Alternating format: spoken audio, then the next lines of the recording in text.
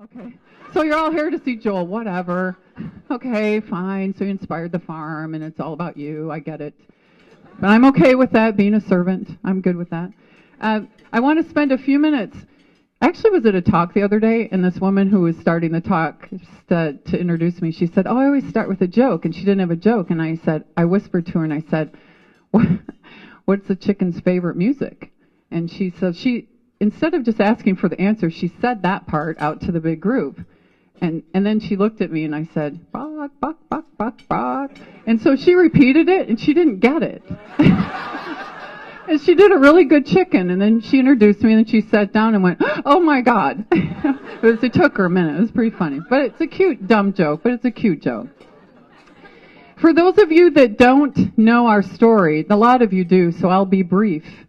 So around 2008, one of our sons in high school brought home Omnivore's Dilemma.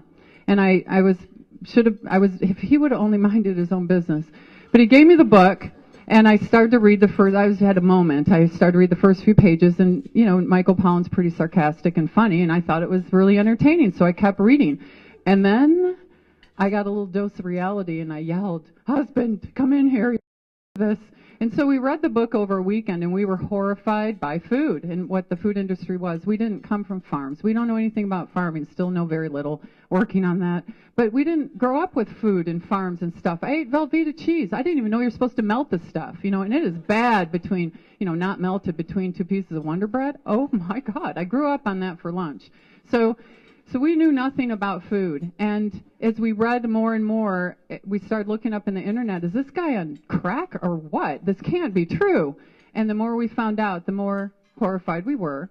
And then it went on for about 3 months. And my little 9-year-old, who is now here, raise your hand so I can abuse you. Thank you. He's 13 now. Joe said to me one day, You gotta make a decision. Stop complaining about this. If you nobody likes us anymore. No one invites us to dinner. And I'm like, what are you talking about? And he said, all you do is complain. Nobody invites us over. And being a boy, he's hungry all the time. And evidently, I don't cook enough meat. So I called up a couple girlfriends, because your girlfriends are supposed to tell you the truth, right? So I call up and I get the first one. I said, so Joe said blah blah blah. And what's going on with that? Dead silence. I'm like, oh. And Linda said, well, we're serving you dinner and you guys are talking about slaughtering and, chickens getting their beaks cut off and all that stuff. And, and these are friends of ours, not mostly friends of yours. We are the people that don't have a clue. And we didn't know anything about the food. So I get it. So I hang up and he's like, So I blame this on Joe because my response was, fine, I'll do it myself. And so what's really funny is this morning as I was preparing, he said, I was telling him that again, and he's like, I didn't know it was this big thing. You can't blame me. He thought we would just have a farm and it'd be kind of fun. He didn't know it'd be a business. So anyway, you're still to blame. And then, out of the blue, so how do you do this kind of farming thing? Got it back on the internet, and I went, well, wait a minute. What about that salad guy or that guy in Virginia, Swamp or Swoop or Shoop or somewhere out there? What was that guy all about? So we look up and we find out that Joel has books. And I'm like, oh, I'm terrible with books. I got through school and all of that, but it'll be all technical and it will be terrible. And I have to tell you, and I don't know if I've ever told you this specifically, they were perfect for me. So, and actually, Joe and I were taking a walk. I'm embarrassed to say this yesterday. So we're jogging around. We have 3 pet goats, and we bottle fed them, so they follow me like I'm their mother, and they'll go anywhere I go. So we're jog up to the top, and I still jog to the very top to Rocky, dun dun dun dun dun, dun the song, yeah, to get to the top, and I've got it timed. So right when he hit the top of the Philadelphia Capitol stairs, I'm on the top of the hill. I still do that. So we got up to the top, and then we came back down, and we're going around the corner. They put the fence, the flexible fence that we move the cows every day for rotational grazing, but they put the fence around the road on the outside of the road, and so we're on the inside of the cow pasture part where they're at for the day, that little part.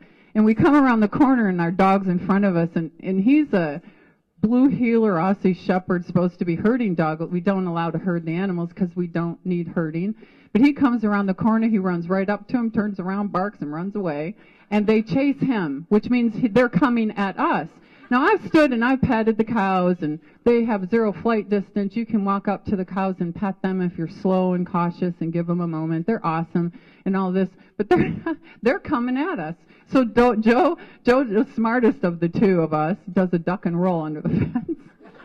And he's on the outside. And then the goats go, and I'm standing. And then here comes 1300. She has a little, we call her 1300 because naming them anything other than numbers is not good. I always cry. So here she comes, but she's coming downhill, and cows, when they go downhill, they run. Because, you know, you got to figure little steps like a cow would be horrible. So she's kind of cantering. She's picking up speed. She's coming at me. And I'm looking, and it's like, but it's a live wire. What am I going to do? And I'm too old. My knees hurt. And if I duck and roll, I'll hurt myself. What am I going to do? So I just kind of laid myself down and rolled under the fence, and they came right up to the fence, and they're like, so you got anything extra? What's going on? Laughing, cows out there laughing, slapping knees. Yes, it was funny. So that happens, stuff like that happens every day.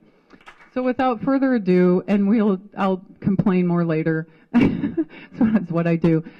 So Michael Pollan inspired us to look into food. But the person that actually made this possible for us was Joel Salatin. And I have to tell you, and most of you know who he is. He's just such an inspiration to have somebody that I so adore, and I want to be like him so much. I'd like to be him for a while, just and steal the information and the comfort. Yeah, and he's just like so comfortable with all this. So you could stand here, Joel Salatin.